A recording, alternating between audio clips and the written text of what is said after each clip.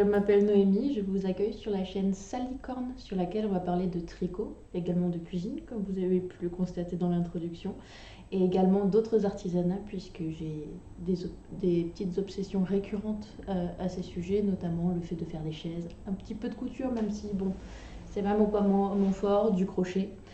Euh, donc installez-vous et on va se lancer. C'est parti! Au programme du jour, je voulais vous parler donc du Diabolical par le biais duquel je suis là aujourd'hui, qui m'a permis de me lancer sur cette chaîne YouTube. Le Diabolical, il a été proposé par Hélène Coteleuse, qui est l'acolyte de Emeline Stitch and Bee sur les jeudis Ravelry qu'on a sur YouTube. Et donc pour ça, je tricote des chaussettes d'Halloween avec des petits motifs de chez Pacific Knit Co. Alors je les ai pas sous la main parce que j'ai pas très bien organisé, je reviens.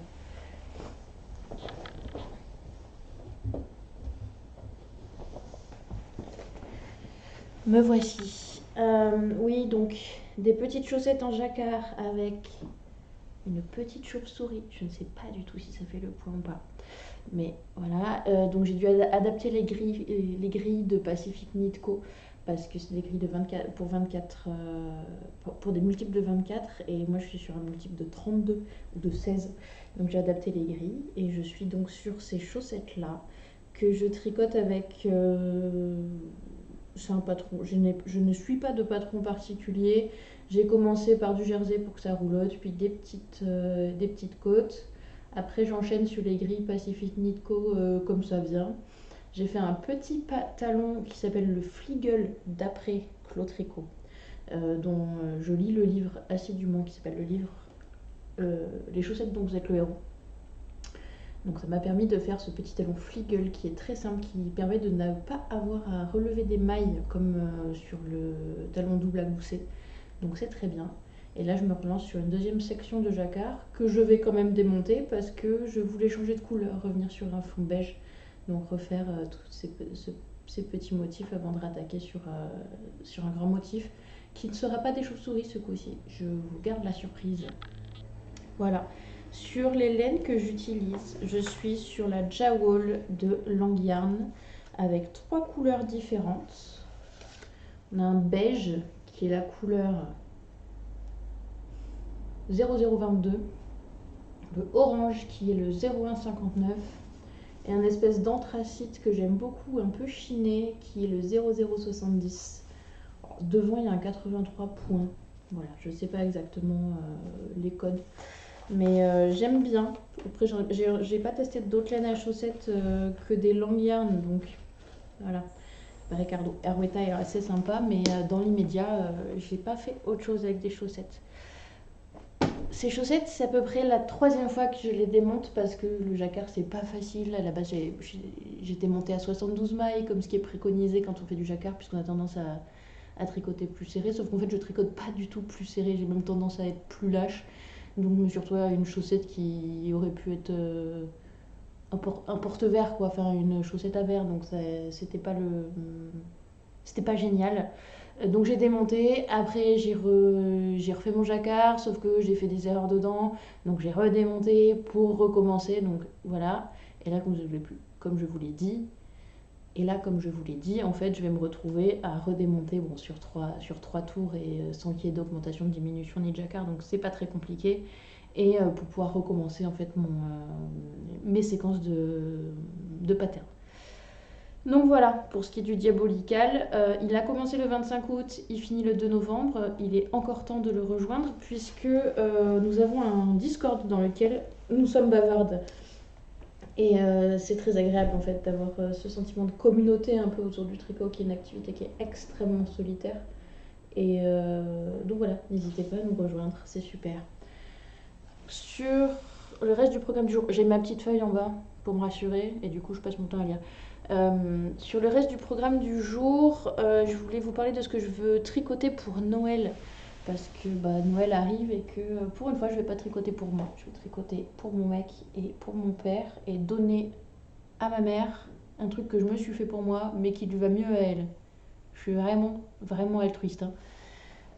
Donc là je suis sur le projet de mon mec qui est le zipper sweater de Petite Knit, c'est le grand classique, qui ressemble à ça. Je le fais dans un tweed de chez Isaguerre, dont je n'ai pas la référence. Je vais essayer de vous la retrouver, de vous l'inclure. Il est très beau, il est gris, il a des petites inclusions plus foncées, il a des petits beiges, il a du petit blanc.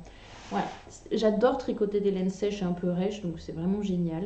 Et pour l'instant, c'est vraiment pas compliqué, hein, le zipper sweater. C'est long.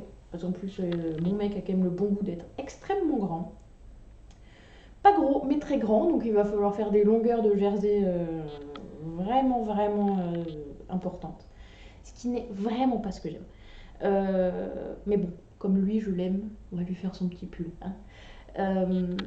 Je suis dessus depuis à peu près une dizaine de jours, par là. Comme tout le monde vous l'a dit, hein, parce que c'est vraiment un grand classique du podcast tricot, on commence par le col en panneau, on le replie en deux et après on fait du raglan, du raglan, du raglan. On a cette fente là au milieu pour poser le... Et vous voyez pas du tout mes mains. On a cette fente au milieu pour le zipper. Et puis voilà, globalement, on finit par joindre à un moment donné et puis ça roule, ça descend gentiment. Voilà pour ça. J'aime beaucoup Isager, c'est la première fois que je teste. C'est pas donné, mais c'est très très joli.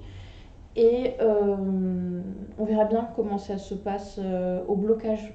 Sur l'échantillon, la laine prend une ampleur et vraiment elle fait pouf, explose, ce qui est très très agréable à toucher. Mais bon, ben, on verra parce que c'est quand même pas un pull qui passe à la machine et connaissant le phénomène, il va nous le mettre à la machine. Donc il va falloir que j'aille faire des repêchages urgents systématiquement. Mais voilà, c'est un joli cadeau. Dans les autres projets de Noël, je vous parlais d'un pull pour mon père et ce sera le Dagmar Sweater dont j'ai commandé la laine pas plus tard qu'hier. Et c'est de la Peer Gynt en Dark Forest, donc un vert foncé un peu sympa. Pareil, il est zippé.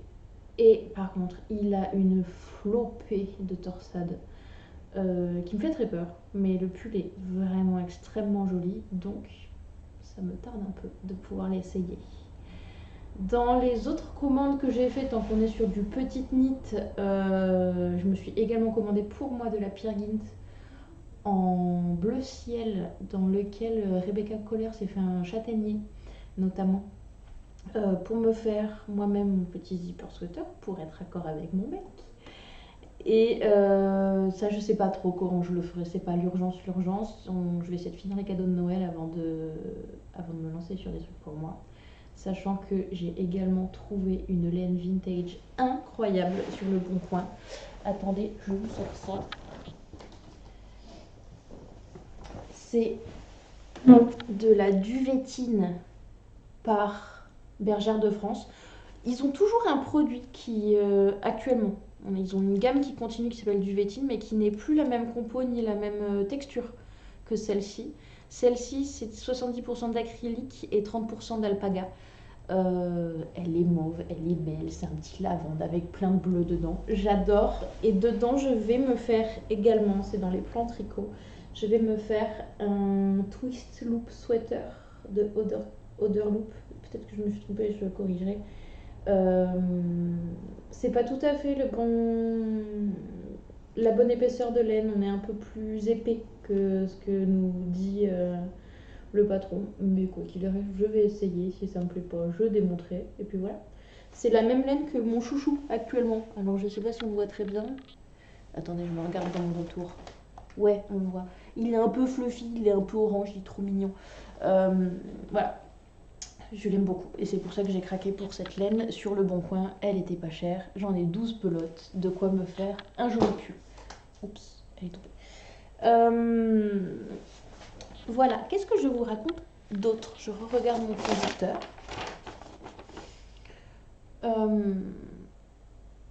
Oui, c'est ça.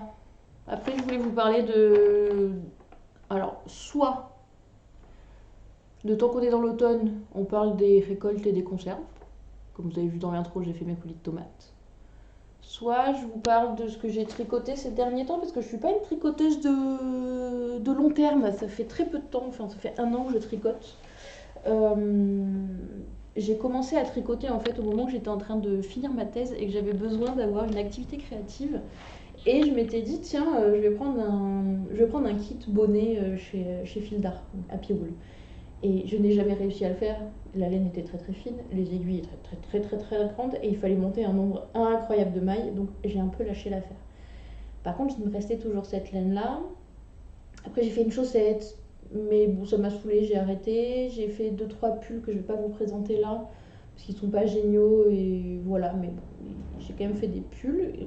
Là, j'ai trouvé ça très fun, le montage raglan, j'adore. Et j'ai fini par me dire, bah, tiens, je vais me faire des tops d'été. Et donc l'année dernière, au mois de février ou de mars, j'ai monté sur mes aiguilles un mini mock neck tank dans dans une laine pingouin, qui doit être la Pingo First ou quelque chose comme ça, de chez Happy Wool, qui était la laine du kit. Et j'ai tellement aimé ce patron. Donc c'est le mini mock neck tank de Jessie May Design. Les tailles ont l'air extrêmement inclusives. Je parle sous contrôle de Emmeline de Stitch Me, qui a pas la même taille de poitrine que moi et qui a fait quelques rangs raccourcis quand même pour gagner un tout petit peu d'aisance. Mais alors pour moi, qui j'ai pas des petits seins, j'ai pas des gros seins, mais bon voilà, et je ne mets pas de soutien-gorge, ce patron est juste absolument incroyable. C'est très simple. C'est d'abord on fait l'encolure du dos, puis on fait 3-4 rangs raccourcis histoire de monter un tout petit peu les épaules. Une fois qu'on a bien avancé et qu'on arrive en bas là au niveau des aisselles, ici on passe à l'avant, on refait pareil, un peu des augmentations, etc. Et après on joint un rang. On a cette jolie finition sur le côté avec, c'est même pas des mailles glissées, c'est des côtes. Pardon. Voilà, et après on a du jersey, bam, petite côte à la fin. Et on a notre mini mock neck tank, trop joli, que j'ai mis tout l'été. Vous voyez même que je l'ai mis il n'y a pas si longtemps, parce que je le sors du sale, de la panière de linge sale pour vous faire cette vidéo. Je l'ai tellement aimé. Et ma grand-mère ayant appris que je m'étais mise au tricot, elle m'a envoyé des vieilles pelotes à elle. Et dans ces vieilles pelotes, il y avait la laine que j'ai au milieu de cette bande-là, qui est une laine de chez Fonty. C'était un mélange en mérino et en synthétique, je crois, donc avec du rouge et du rose. Sauf que j'avais 80 mètres. J'avais une pelote. Et clairement, une pelote, on fait pas grand-chose avec, quoi. Et comme je la trouvais sublime, je voulais pas la laisser dormir. Et donc, à force de recherche, j'ai fini par aller regarder dans la gamme Bébé Mérino de Fonty, où en fait, il y a strictement les mêmes coloris.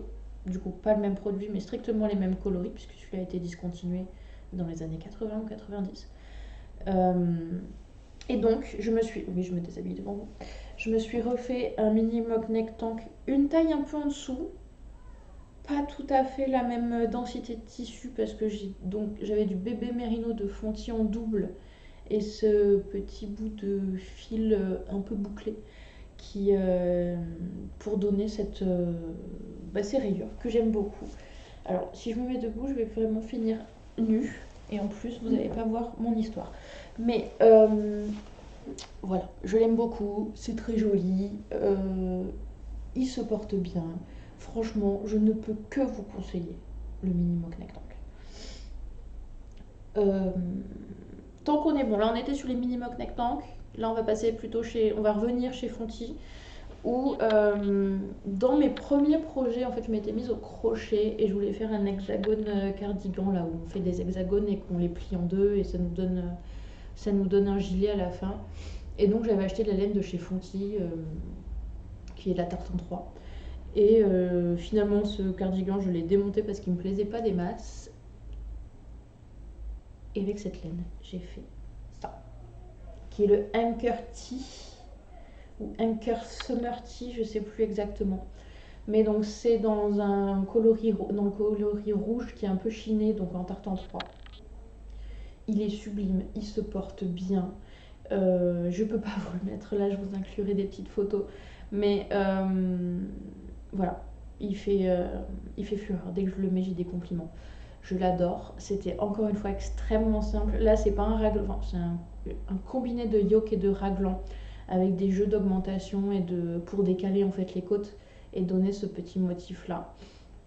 Après, une fois qu'on a fini le yoke, on a un tout petit bout de raglan pour aller choper les aisselles. Et une fois qu'on a les aisselles, ben, on tourne en rond. Et on tourne en rond. Et on tourne en rond. Mes rabats, c'est vraiment des rabats classicaux. J'ai peut-être fait 2 mailles ensemble et une maille que je fais tomber.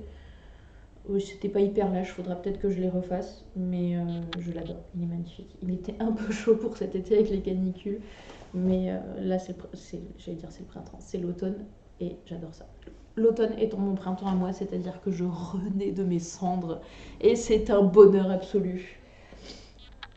Et dans les derniers, le dernier t-shirt que j'ai fait pour cet été, c'est vraiment pas la saison pour présenter des t-shirts, mais tant pis.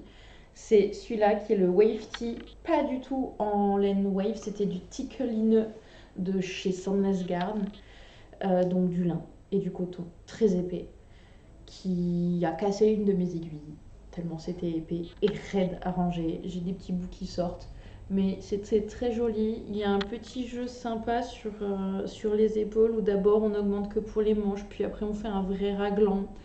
Ça roulotte parce que y a pas de bordure particulière à part du jersey. C'est magnifique, j'adore. Il pèse un âne mort parce qu'en fait le lin et le coton c'est hyper dense, mais j'aime beaucoup beaucoup. Et lui je l'ai mis pour le coup beaucoup plus que le Hunker parce que c'est un peu moins chaud, quoique c'est vraiment très dense. Mais ouais, je l'aime aussi d'un amour profond et sincère. Donc voici pour nos t-shirts. Et cet été, comme je suis partie en vacances et que j'avais pas énormément de place et que je vous ai dit que j'avais fait une thèse, donc je suis dans le milieu de la recherche. Et en mai, j'ai été à une conférence à La Rochelle. Et pendant cette conférence, je suis allée dans une mercerie à La Rochelle qui doit s'appeler La Mercerie et où j'ai trouvé cette magnifique pelote d'auto-rayant qui est du footprint de chez Langyarn. Et donc avec un petit bout de Jowel Low et du jersey, un talon double à gousset. Donc talon double, petit talonné, gousset ici. Ça m'a permis de monter ces superbes chaussettes que pareil, j'aime d'un amour fou. J'ai tellement aimé que c'est la première paire que je finis en entier. Et en partant, pareil, sur les mêmes vacances, en fait, j'ai remonté une paire de chaussettes pour une copine et j'ai monté également une paire de chaussettes à torsade que je vous montrerai, pareil en inclusion, pour la meilleure amie de ma mère, pour ses 60 ans. Et elle était trop belle.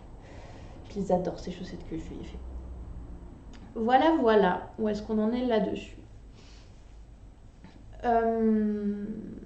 Comme c'est l'automne, je vous ai dit, on va parler un peu des récoltes et des conserves. J'ai lancé mes confitures de prunes et les confitures de pêche. Donc on a 3 pots de chaque parce que j'ai pas fait des quantités astronomiques, comme disons on va en tester plusieurs et comme ça on va se faire une petite collection. Je me suis pas rhabillée, excusez-moi. On va se faire une petite collection et en fait de cette collection, donc il y a des prunes, il y a des pêches et j'ai également fait 2,3 kg de coulis de tomates, donc ça me fait 6 pots. Et j'adore en fait, j'ai l'impression d'être un petit écureuil en train de stocker de la nourriture pour cet hiver et ça me fait très plaisir.